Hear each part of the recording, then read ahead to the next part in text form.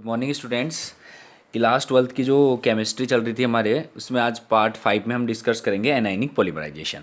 जैसे हमने एक फ्री रेडिकल पॉलीमराइजेशन पढ़ा है, फ्री रेडिकल, और सेकंड क्या पढ़ा था, cationic polymerisation.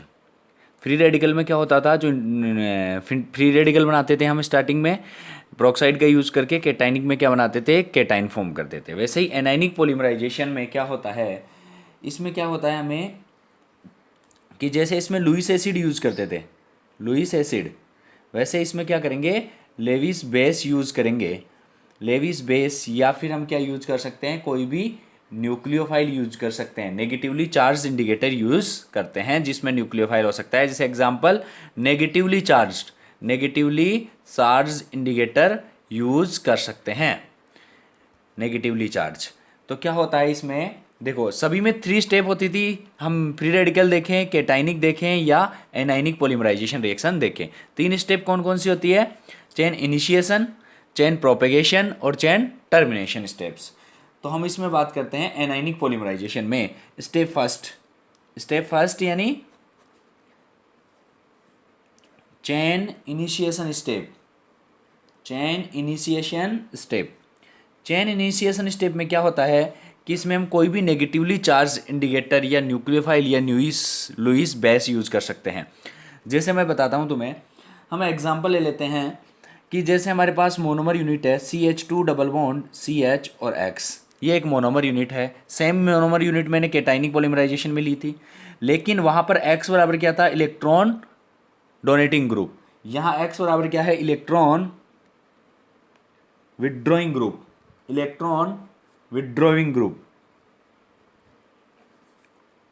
Electron withdrawing group जैसे एग्जांपल बात करें हम CN, Cl, है ना, Br, ऐसे कुछ ग्रुप्स जो क्या करते हैं, यहाँ कार्बन से इलेक्ट्रॉन को विड्रॉ करते हैं। विड्रॉ का मतलब जो ये बॉन्ड में जो इलेक्ट्रॉन्स होते हैं वो X अपनी तरफ थोड़ा अट्रैक्ट करता है इलेक्ट्रॉन्स को। X अपनी तरफ इलेक्ट्रॉन को अट्रैक्ट करता है, तो जो ये दोनों कार्बन के बीच में ये बॉन्ड है, ये X अपनी तरफ इलेक्ट्रॉन अट्रैक्ट करेगा तो इस कार्बन पर थोड़ा नेगेटिवली चार्ज आएगा।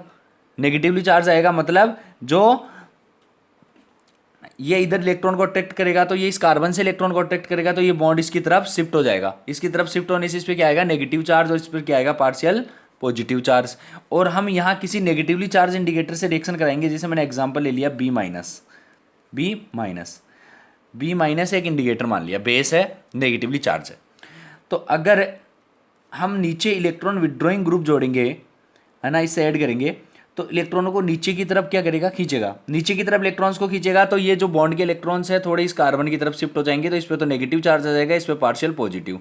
तो ये बी नेगेटिव किस पे अट्रैक्ट करेगा, इस कार्बन पे अटैक करेगा, तो कुछ ऐसी स्पीसीज बनेगी। देखो CH2 CH और X, इस पर क्या आया, नेगेटिव चार्ज, और इस पर क्या आ रहा था, पार्शियल पॉजिटिव पे अगर बी नेगेटिव अटैक करेगा तो बी यहाँ पे बॉन्ड बना लेगा, और बॉन्ड बना लेगा तो कुछ ऐसी स्पीसीज बनेगी। तो नेगेटिवली चार्ज स्पीसीज बनी है। एनाइनिक पॉलीमराइजेशन में हम क्या करते हैं, नेगेटिवली चार्ज स्पीसीज बनाते हैं इनिशिएशन स्टेप में। सभी की इनिशिएशन स्टेप में, जैसे फ्री रेडिकल था तो उसमें फ्री रेडिकल स्पीसीज बना रहे थे, कैटाइनिक था तो कैटाइन यानी पॉजिटिव स्पीसीज बना रहे थे। एनाइनिक पॉलीमराइजेशन में क्या करते हैं, हम नेगेटिवली चार्ज स्पीसीज फॉर्म करते हैं। सेकेंड स्टेप क्या होती है, step 2, chain propagation step. Chain propagation step में क्या करते हैं कि चेन की लेंथ इंक्रीज करते हैं। चेन की लेंथ इंक्रीज की जाती है, क्योंकि पॉलीमर बहुत बड़ा बनाना होता है हमें। बहुत बड़े पॉलीमर के लिए क्या होते हैं, बहुत सारी मोनोमर यूनिट्स आपस में ऐड होना जरूरी होता है। तो क्या करेंगे, देखो जो हमारे फर्स्ट स्टेप में हमें क्या मिला था, एक एनाइनिक स्पीसीज मिली है। वो एनाइनिक स्पीसीज जैसे हैं CH2 CH नेगेटिव, और नीचे क्या जुड़ा हुआ है, X। इसकी और अनोदर मोनोमर यूनिट से रिएक्शन करवाएंगे। ये मोनोमर यूनिट ली थी हमने, तो ऐसी एक मोनोमर यूनिट से और रिएक्शन करवाएंगे तो क्या बनेगा, CH2 डबल बॉन्ड CH और X। सेम X बराबर क्या है, इलेक्ट्रॉन विड्रॉइंग ग्रुप है, मतलब इलेक्ट्रॉन्स को नीचे पुल कर रहा है, मतलब ये बॉन्ड कहाँ जा रहा है, यहाँ तो पार्शियल नेगेटिव चार्ज और पार्शियल पॉजिटिव चार्ज। यहाँ पर क्या है, पहले से नेगेटिव, यहाँ पॉजिटिव, तो ये क्या बना सकते हैं, आपस में बॉन्ड फॉर्म कर सकते हैं। तो एक ऐसी स्पीसीज बनेगी। देखो आगे ऐसा कैसा लिख रहा हूँ मैं, CH2 CH X, आगे वाला CH2 CH और X। ये बॉन्ड इधर गया तो यहाँ नेगेटिव, यहाँ पे क्या हुआ था पॉजिटिव और यहाँ नेगेटिव, तो ये आपस में क्या फॉर्म कर लेंगे बॉन्ड। तो ये हमारे पास एक चेन की लेंथ इंक्रीज हुई है क्योंकि हमने मोनोमर यूनिट अनदर एक मोनोमर यूनिट ऐड की है। ऐसे हम बार बार अगर मोनोमर यूनिट्स ऐड करते जाएं तो मैं यहाँ पे N CH2 double bond CHX, ये मोनोमर यूनिट थी हमारी CH2 CHX, X बराबर क्या है इलेक्ट्रॉन विड्रॉइंग ग्रुप, CH2CH, यहाँ पे हम जैसे Cl लगा सकते हैं, Cn लगा सकते हैं, कोई भी इलेक्ट्रॉन विड्रॉइंग ग्रुप ऐड कर सकते हैं यहाँ पर, है ना। तो सेम ऐसे कैसे मैं N मतलब कितनी भी मोनोमर यूनिट्स हो सकती है, N जितनी मोनोमर यूनिट होगी उतनी यहाँ पे क्या होती जाएगी आगे ऐड होती जाएगी। सेम जैसे ये ऐड हुई है, एक मोनोमर यूनिट ऐड हुई है, वैसे N मोनोमर यूनिट्स ऐड होती जाएगी। तो कुछ ऐसा मॉलिक्यूल बनेगा, देखो 1 2 3 और 4 कार्बन है, 5 और मैं 6 लगा के लिख देता हूँ ऐसा कैसा, देखो B CH2 CHX CH2 CH ऐसा कैसा ये तो, और ये पास वाला carbon CH2 single bond CH और X, सेम ऐसा कैसा कार्बन पे क्या होगा बॉन्ड इधर जाएगा तो इधर तो क्या आ जाएगा नेगेटिव चार्ज, इधर क्या आएगा पॉजिटिव, पॉजिटिव इससे बॉन्ड बनाएगा तो ऐसा बॉन्ड बन जाएगा।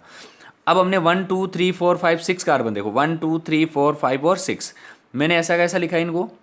अब हम N मोनोमर यूनिट जोड़ रहे थे, N मतलब कितनी भी हो सकती है 50 या 100, हम जितनी भी मोनोमर यूनिट ऐड करेंगे उतनी हमारे क्या होगी पॉलीमर में ऐड होती जाएगी और हमारे पॉलीमर की लेंथ इंक्रीज होती जाएगी। तो मैं जितनी मोनोमर यूनिट होगी उतनी ये ऐड कर देंगे, हम N लगा देता हूँ मैं यहाँ पर।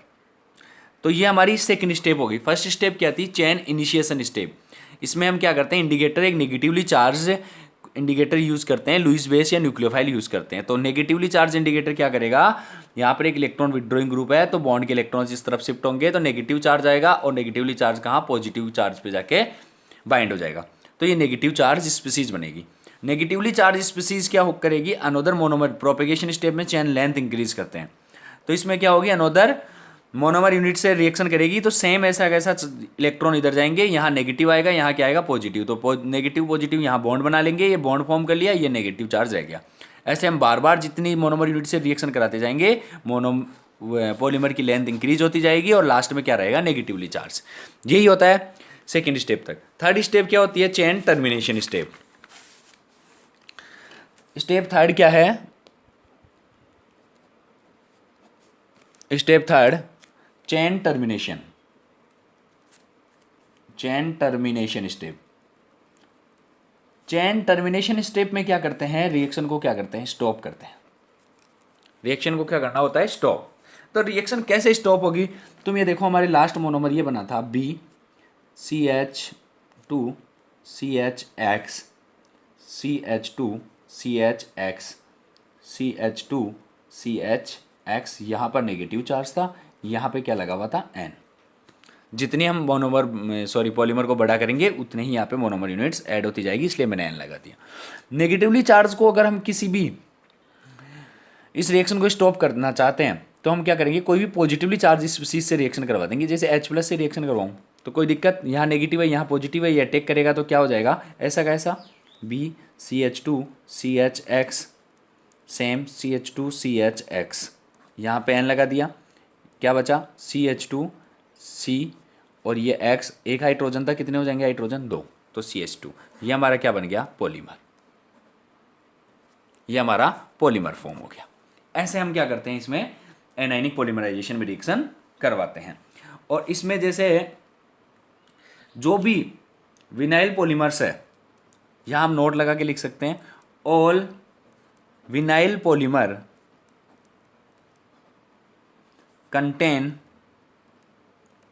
Electron withdrawing group. जो भी विनाइल पॉलीमर आएंगे आगे वो सब क्या करते हैं इलेक्ट्रॉन विड्रॉइंग ग्रुप कंटेन करते हैं, तो वो इसी पॉलीमराइजेशन रिएक्शन से बनाए जाते हैं सभी। क्योंकि जैसे X में कुछ में होता है CN होता है, यहाँ पे कुछ में Cl होता है, किस में COOR होता है, ये सभी इलेक्ट्रॉन विड्रॉइंग ग्रुप है। तो जो भी विनाइल पॉलीमर्स दिखेंगे हमें वो सब इलेक्ट्रॉन विड्रॉइंग ग्रुप कंटेन करते हैं X की जगह, उनमें क्या होता है इलेक्ट्रॉन विड्रॉइंग ग्रुप होता है। तो उसमें कौन सा पॉलीमराइजेशन होता है एनायनिक पॉलीमराइजेशन होता है। देखो मैं एक बार दोबारा रिवीजन करा देता हूँ। क्या हुआ था हमने पॉलीमराइजेशन में हम एनायनिक पॉलीमराइजेशन पढ़ रहे थे आज, उसमें क्या करते हैं शुरू में एक मोनोमर लेते हैं एनाइन का मतलब क्या है, नेगेटिव। तो नेगेटिवली चार्ज स्पीसीज से रिएक्शन करवाते हैं, ये बॉन्ड इधर जाएगा तो यहाँ नेगेटिव, यहाँ पॉजिटिव आएगा। तो नेगेटिव वाला कहाँ अटैक करेगा, पॉजिटिव पे, तो पॉजिटिव पे अटैक कर लिया, यहाँ नेगेटिव, ऐसा कैसा रह गया। ये था chain initiation step. Second step क्या थी, प्रोपेगेशन स्टेप। प्रोपेगेशन स्टेप में क्या हुआ, यहाँ पे नेगेटिव था, दूसरी मोनोमर यूनिट से हमने रिएक्शन करवाई तो ये बॉन्ड इधर चला गया, यहाँ नेगेटिव रह गया, यहाँ पॉजिटिव, तो ये आपस में क्या कर लिया, बॉन्ड बना लिया, यहाँ नेगेटिव ऐसा कैसा। तो ऐसी एन यूनिट से मैंने रिएक्शन करवाई तो यहाँ एन लगा दिया, और ऐसी की ऐसी चेन की लेंथ इंक्रीज होती जा रही है। थर्ड स्टेप में क्या था, चेन टर्मिनेशन स्टेप। टर्मिनेशन में क्या किया हमने, किसी भी नेगेटिवली चार्ज है मतलब पॉजिटिवली चार्ज स्पीसीज से रिएक्शन करवानी है तो H+ से रिएक्शन करवाई तो चेन रिएक्शन स्टॉप हो गई। यही प्रोसीजर होता है इसका।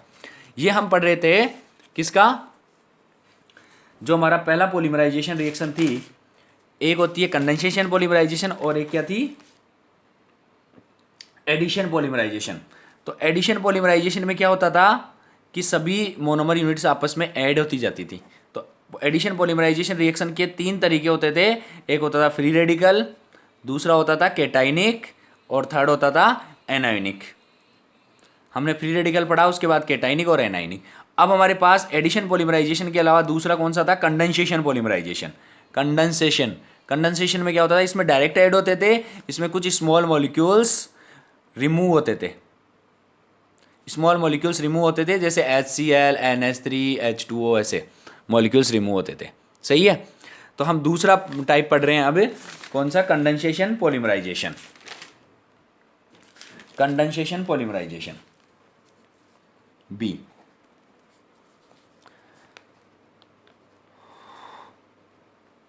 Condensation polymerization. कंडेंसेशन पॉलीमराइजेशन में क्या होता था, जो 2 मोनोमर यूनिट होती थी, जो भी मोनोमर यूनिट होंगी वो क्या होंगी, डिफरेंट। अब तक जो हमने पढ़ा था एडिशन पॉलीमराइजेशन, उसमें सभी मोनोमर यूनिट्स क्या होती थी, सेम, एक ही टाइप के मोनोमर यूनिट से पॉलीमर फॉर्म होता था। लेकिन कंडेंसेशन पॉलीमराइजेशन में डिफरेंट मोनोमर यूनिट्स होती है, 2 या मोर देन 2 भी हो सकती है, कितनी भी मोनोमर यूनिट हो, लेकिन वो क्या होगी, आपस में डिफरेंट होगी तो आपस में जब कंबाइंड होगी, जैसे ए और बी आपस में कंबाइंड होगी तो कुछ स्मॉल मॉलिक्यूल्स बाहर रिमूव होंगे। देखो, this type of polymerization generally 2 different monomer units are use, है ना। और क्या होता है, in every step a small molecule is remove, पर हर एक स्टेप पे क्या होगा, एक स्मॉल मॉलिक्यूल बाहर निकलेगा। जैसे मैं एग्जांपल लेता हूं, फॉर्मेशन ऑफ डेक्रोन। डेक्रोन या उसको हम क्या कहते हैं, ट्राइलीन भी कहते हैं, डेक्रोन या ट्राइलीन, ये दोनों सेम ही है। ये किस किस से मिलकर बना होता है, डेक्रोन बना होता है, एक तो इथाइलिन ग्लाइकोल प्लस टेरेप्थेलिक एसिड, इन दोनों से क्या बनता है, डेक्रोन। इन दोनों की रिएक्शन से डेक्रोन फॉर्म होता है। देखो, इथाइलिन ग्लाइकोल का फॉर्मूला होता है OH CH2OH, मतलब इथाइलिन ग्लाइकोल का मतलब होता है दोनों तरफ OH लगा दो। टेरेप्थेलिक एसिड का फॉर्मूला है, देखो बीच में लिखना है C6H5 और दोनों तरफ COOH, बस ये ऐसे लिखना है हमें। अब इनमें से जैसे रिएक्शन करवाओगे तो देखो यहाँ पर H है, यहाँ पर OH, ऐसा कैसा, H2O रिमूव कर दो, -H2O। एक मोनोमर ये है, सेकंड मोनोमर ये है, दोनों ने कंबाइंड किया, H2O एक स्मॉल मॉलिक्यूल रिमूव हुआ, बाकी बचेगा, उसको ऐसे कैसे लिख देंगे, देखो HOCH2 है ना, ऐसा कैसा यहाँ तक आ गया। अब क्या बचा, O, ये H2O बाहर निकल गया तो क्या बचा, C++O C6H5 C++OOH, ये 2 मोनोमर यूनिट्स आपस में कंबाइंड हो गई, 1 और 2, सेकेंड मोनोमर इथाइलिन ग्लाइकोल और टेरेप्थेलिक एसिड, ये दोनों को जब ऐड किया तो एक स्मॉल मॉलिक्यूल रिमूव हुआ है। सही है। अब हमें इतना ही बड़ा थोड़ी, पॉलीमर तो बहुत बड़ा चाहिए होता है, पॉलीमर बड़ा करना है या उसकी लेंथ इंक्रीज करनी है तो किसी भी एक मोनोमर यूनिट से फिर अगेन रिएक्शन करवा दो। तो मैं इससे रिएक्शन करवा रहा हूँ, किससे, इथाइलिन ग्लाइकोल से। तो आगे हम इथाइलिन ग्लाइकोल से फिर रिएक्शन करवा रहे हैं, OH CH2 और OH, इथाइलिन ग्लाइकोल से अगेन रिएक्शन करवा रहे हैं। इथाइलिन ग्लाइकोल से रिएक्शन करवाएंगे तो सेम चीज़ है। देखो यहाँ पर क्या हो रहा था, जो टेरेप्थेलिक एसिड था उसका OH रिमूव कर रहे थे, तो इस साइड से भी OH रिमूव करना है हमेशा। तो हमारे पास लास्ट में तुम देखोगे तो ये OH बचा है यहाँ, तो यहाँ से OH और यहाँ से H क्या करेंगे, फिर H2O रिमूव कर देंगे, -H2O रिमूव करके ऐसा कैसा लिख देंगे, देखो HOCH2O C double bond O C6H5 C double bond O, OH निकल गया, H निकल गया, तो क्या बचा, डायरेक्ट ऑक्सीजन O CH2 और OH। सही है, ये हमारा पूरा यहाँ पे पॉलीमर फॉर्म हो रहा है। अभी हमने फर्स्ट मोनोमर यूनिट से रिएक्शन करवाई इससे, तो अगेन किससे रिएक्शन करवाएंगे, सेकंड मोनोमर यूनिट से, मतलब टेरेप्थेलिक एसिड से रिएक्शन करवाएंगे। तो टेरेप्थेलिक एसिड यहाँ लिख दो C6H5 C double bond O OH, और इधर भी क्या है C double bond O OH। Terephthalic acid का हमेशा OH और इसका क्या निकालना है, H। यहाँ से फिर H2O रिमूव कर देंगे, -H2O।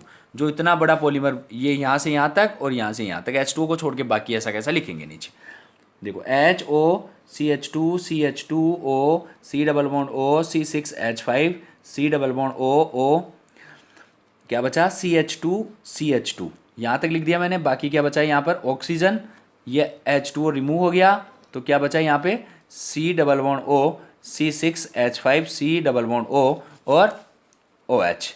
हम ऐसे बार बार इसकी हर एक मोनोमर यूनिट को, पहले इसको रिपीट किया, इस मोनोमर यूनिट को रिपीट किया, इथाइलिन ग्लाइकोल को, सेकंड टाइम टेरेप्थेलिक एसिड को किया, फिर इसको हम रिपीट करेंगे, फिर इसको रिपीट करेंगे, इसको रिपीट करेंगे, फिर इसको रिपीट करेंगे। ऐसे बार बार जब मोनोमर यूनिट्स को रिपीट करते जाएंगे तो हमारे क्या होगा, जो पॉलीमर है उसकी लेंथ इंक्रीज हो जाएगी।